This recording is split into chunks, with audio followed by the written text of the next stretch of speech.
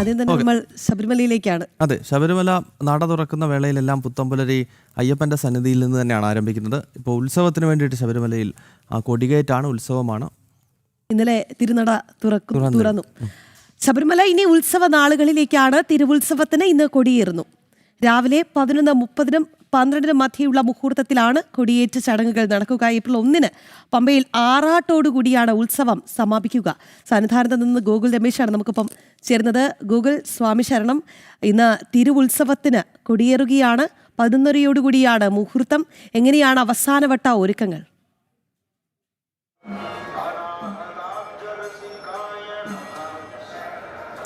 രാഖി ഗൗതം, സ്വാമി ശരണം. എല്ലാ ഒരുക്കങ്ങളും പൂർത്തിയായി കഴിഞ്ഞിരിക്കുന്നു എന്ന് തന്നെ നമുക്ക് പറയുവാൻ സാധിക്കും. ശബരിമലയിൽ ഇനി കൊടിയേറ്റ് ചടങ്ങ് നടക്കുന്നതോടുകൂടി ഉത്സവത്തിന് ആചാരപരമായിട്ടുള്ള തുടക്കമാകും. ഇനി കുറച്ച് നിമിഷങ്ങൾ കൂടി കാത്തിരുന്നാൽ മതിയാകും. കൊടിയേറ്റിന് 11:30-നും 12-നും മധ്യയുള്ള മുഹൂർത്തത്തിലാണ് ഉത്സവത്തിന് കൊടിയേറുന്നുണ്ടാവുക. തന്ത്രി കണ്ഠരര് മഹേഷ് മോഹനരുടെ കാർമ്മികത്വത്തിലാണ് കൊടിയേറ്റ് ചടങ്ങുകൾ നടക്കുന്നുണ്ടാവുക.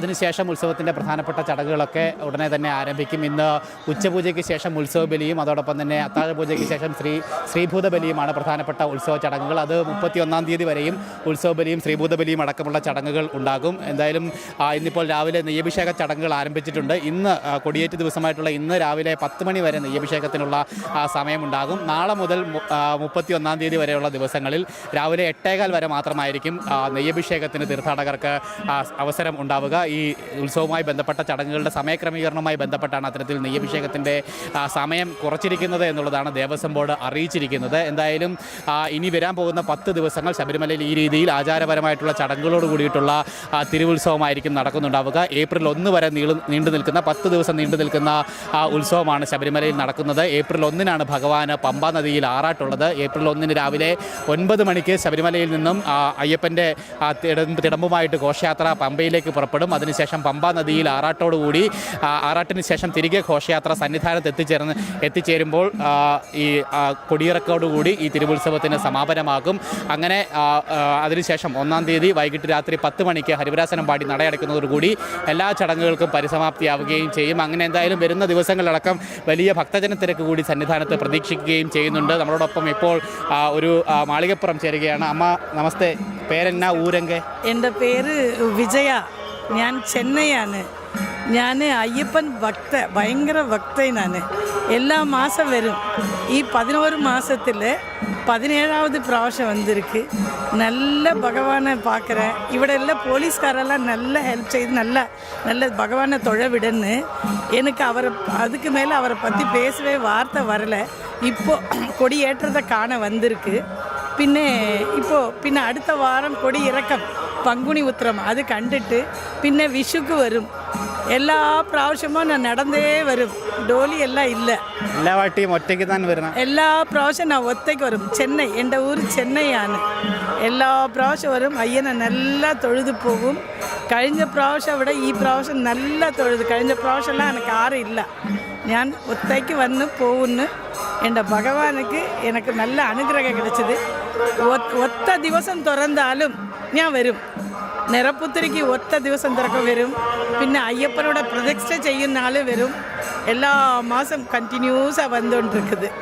அந்த എല്ലാ മാസം വരെ இப்படி ஐயப்பனோட இன்ஸ்பிரேஷன் எப்படி? ஐயப்பனோட இன்ஸ்பிரேஷன் சொன்னால் எனக்கு இப்போது கை கால் முட்டு வேதனை எல்லாம் இருக்கும். அதில் நடக்க முடியாது. வீட்டில் இருந்தால் கால் வேதனை கை வேதனை வரும். இவட பம்பையில் கால் வச்சாலே எனக்கு உடம்பு எல்லாம் சுகமாகி நல்லோണം வந்துകൊണ്ടിருக்கு சாமி. കഴിഞ്ഞ പ്രാവശ്യം നമ്മളെ ADGP ശ്രീജിത്ത് സാറ് മാളികപ്പുറത്തുക്കെല്ലാം നല്ല ഒരു ഇത് വഴിവിട്ട് എല്ലാവരെയും നല്ല ഭഗവാനെ തുടരத்துக்கு ഹെൽപ്പ് ചെയ്യുന്നത്. அவரை கண்டது எனக்கு பகவானை கண்டதுக்கு அடுத்தது அவரை கண்டது போல இருக்குது. அவர் சுவாமி மேலெல்லாம் நல்ல பாட்டு பாடியிருக்கு. அதெல்லாம் கேட்க சந்தோஷம். இதுக்கு மேலே எனக்கு வார்த்தையே வரல. எல்லா പ്രാവശ്യം വന്നു. അടുത്ത പ്രാവശ്യം കട്ടെടുത്ത് വരും. ஊரிலுள்ளவரൊക്കെ என்ன சொல்லுது? எல்லா மாதம் இப்படி ஒറ്റയ്ക്ക് வந்துകൊണ്ടിருக்கு. எல்லாரும் கேட்கும், என்ன இது போல் இப்படி வந்துകൊണ്ടിருக்கு, இப்படி போயிட்டே இருக்க, ஒத்தைக்கு போகிற, உனக்கு ஏதேனா ஆச்சுன்னா என்ன பண்ணுவேன் அப்படின்னு எல்லாரும் கேட்கும்.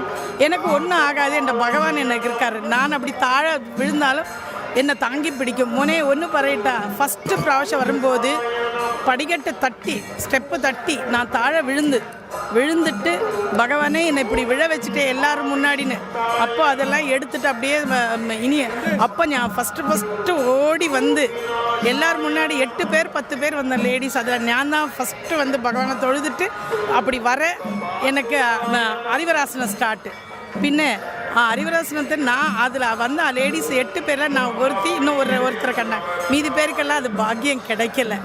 அப்போ நினச்ச விழுந்து எழுந்து போகும்போது பகவானே என்னை இப்படி விழ வச்சுட்டு அடுத்த ப்ராവശ്யம் நான் வரமாட்டேன்னு நினச்சேன். ஆனால் அடுத்து வீடு எத்தின மறுநாளே ஐயப்பா என்னை விழிக்கிறது போலயே இருந்தது, வா மோளேன்ன மாதிரி. அப்போத்துலேருந்து ഞാൻ കണ്ടിന്യൂസാக வரேன்.